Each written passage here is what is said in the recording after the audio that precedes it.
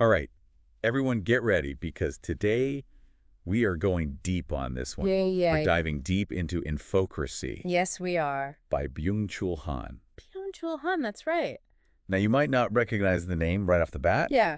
but he's making a splash. he's making waves. Big splash. He's being called the most read German philosopher Of our time. of our time, Yeah. and critics are raving about how he just nails the zeitgeist of our digital age. He does. He really captures something. In Infocracy, Han argues that digitalization is changing the whole game for politics and democracy. Oh, wow.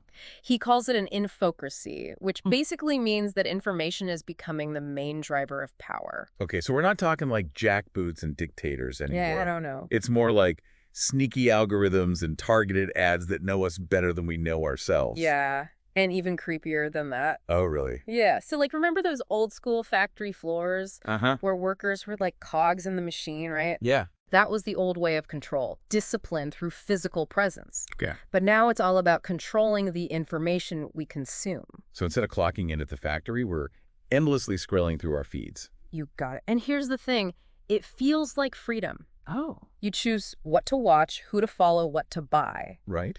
But that's what makes this new system so powerful. It operates through our perceived freedom. So we're willingly building our own digital cages one click at a time? Basically, yeah, it's like you're in a school with no walls, no fences, no bells. Okay. You can wander as you please, but every website you visit, every search you make, every video you watch is tracked and analyzed. And that data then shapes the information that you see next. Oh, wow. It's like a subtle nudge. So it's not about limiting our access to information. No. It's about manipulating the information we see. Right, and it all comes down to this idea of transparency. Okay. We're constantly encouraged to share, to like, to comment. We think we're expressing ourselves, but all that data is fuel for the system. So all that sharing and openness we do online, Yeah. that's actually playing into this whole infocracy thing. Exactly. It's fascinating. Yeah. Han sees transparency not as freedom, but as a pressure point. Interesting. This demand that everything be turned into data, Everything. whether it's our location, our purchases, even our emotions. But it's like the system is saying, show me everything, give me all your data, Yeah. and in return I'll give you But exactly. what exactly? It might not be as appealing as we think. Okay. Yeah, we get convenience, entertainment, connection, Right. but we also get manipulated, nudged, and ultimately controlled in ways we might not even realize. Now this is getting really unsettling. Yeah. It's like those dystopian novels where Big Brother's watching your every move. Well, Han actually says infocracy is even more subtle than that. Oh, really? Yeah, it's not about oppression. It's about making control feel pleasurable. Pleasurable. Okay, think about those endless notifications. Ah, Those likes and hearts that give us that little dopamine rush. I know what you mean. Yeah. It's positive reinforcement on a huge scale. So it's like those casino slot machines Exactly. that keep you hooked with flashing lights and catchy jingles. Yeah, But instead of money, we're spending our attention and data.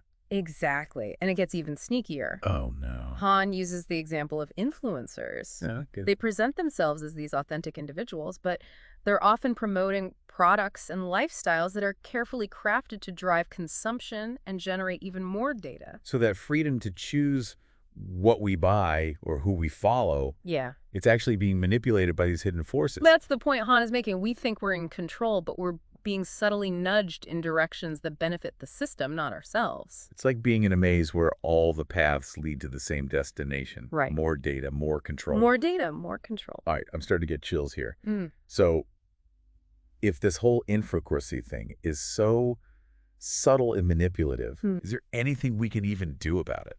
There is. But first, we need to understand how it works. We need to be aware of the ways that our attention, our desires, even our sense of self are being shaped by this constant flow of information. So knowledge is power, or at least the first step to reclaiming our power. I like that, yeah. Okay, I'm ready for the next level of this deep dive. All right, let's go deeper. Let's do it. So, Han actually compares how we used to engage in political discourse Okay. to how we do it now. Okay. Back in the day, people would actually sit down and read like lengthy political pamphlets Oh, wow. or listen to these hours-long speeches. He brings up those Lincoln-Douglas debates Yeah. where each candidate had 3 hours 3 hours? to present their argument? It's wild. Can you imagine that happening today? No way. My thumbs would be cramping up Yeah. trying to live tweet the whole thing. Yeah. Han's point is that digital media have totally transformed how we relate to information. Okay. Our attention spans have shrunk. We're constantly bombarded with distractions. Yeah. It's harder than ever to focus on complex ideas. So we've gone from deep thinking to knee-jerk reactions. Basically, yeah. And this has huge consequences for democracy. How so? Because it's much harder to have nuanced discussions or find common ground when everyone's shouting their opinions in 180 characters or less. Oh, yeah. It's like we've traded the town hall meeting for the Twitter mob. Totally. And remember those information bubbles we were talking about? Uh-huh. They're a big part of this. Okay. We're so isolated in our own echo chambers, Right. surrounded by people who already agree with us. Yeah. It's no wonder that political discourse has become so polarized and divisive.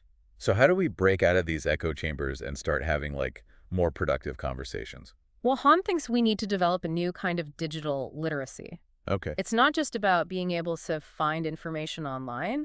It's about being able to critically evaluate it, Right. to tell the difference between fact and fiction, Yeah. and to engage with different perspectives in a thoughtful and respectful way. So it's like upgrading our BS detectors for the digital age. I like that. Right. Yeah, we need to be more careful about what sources we trust, Okay. more skeptical of those sensationalized headlines, Yeah. more willing to challenge our own biases. But it's hard to be critical like that when you're just constantly bombarded with information from all sides. I know, it's tough. It's like trying to drink from a fire hose. Yeah, that's why it's also super important to be mindful of our own information intake. Okay. We need to be more selective about what we read, what we watch, and what we listen to. Right. And we need to make space for reflection and critical thinking. So maybe take a break from the endless scrolling and actually talk to someone with a different point of view. Exactly. And remember, this isn't just about changing how we interact online. It's about cultivating those critical thinking skills in all parts of our lives. I see. So we've got this infocracy thing going on where information is power and control is becoming increasingly subtle and manipulative. Right. And to deal with this new landscape, we need to be more critical, Yeah. more mindful, and more willing to engage in thoughtful dialogue. Yes. That's a lot, but I think I'm starting to see the bigger picture here. Good, because now Han takes us even deeper. Oh. He starts talking about this concept of dataism. Dataism. Datism. Okay. This idea that data is the ultimate source of truth and knowledge. So it's like the new religion It's like the new religion for the digital age. for the digital age. Think about it. Okay. We live in a world where algorithms track every move we make, analyze our preferences, and predict our behavior. Right. This data is used to personalize our experiences, Yeah. make decisions about our lives, and even define who we are. It's like reducing ourselves to a bunch of data points. And some people think that's a good thing. Really? Yeah, they argue that datism gives us a more objective and efficient way of understanding the world. So like using big data to improve healthcare or predict natural disasters? Exactly. And there are some awesome examples of this happening. Right. But Han warns that datism also has a dark side. Oh. He says this blind faith in data can lead to a kind of reductionist thinking, What do you mean? where we ignore how complex human experience is Okay. and how important ethical considerations are. So it's like we're sacrificing our humanity on the altar of data. That's one way to put it, and the consequences can be pretty scary. Oh, no.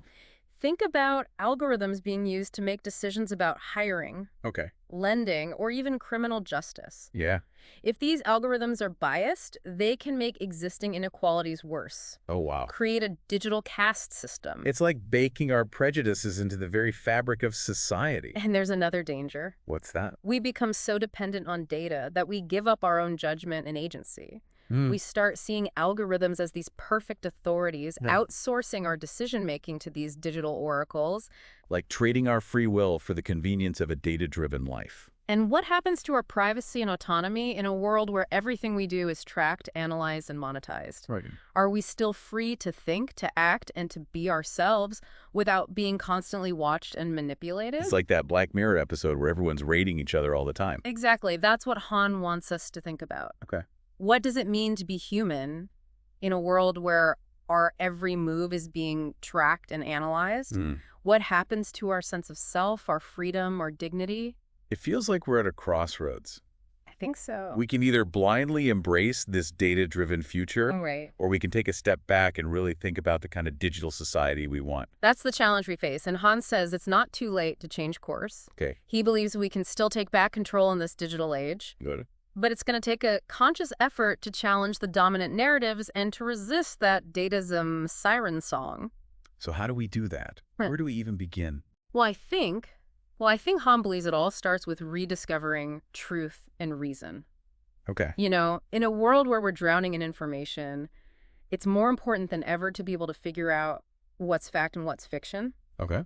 to think critically and to base our decisions on evidence, not just emotions or algorithms. But isn't truth kind of a slippery concept these days? Yeah. What with all the fake news and all the misinformation floating around, Yeah. it feels like everyone has their own version of reality. That's true, and that's exactly why Han's call to go back to reason is so important. Yeah. He's not talking about some absolute unchanging truth. Okay. He's talking about the process of searching for truth through dialogue, through critical thinking, and through being open to different points of view. So it's less about having all the answers and more about asking the right questions.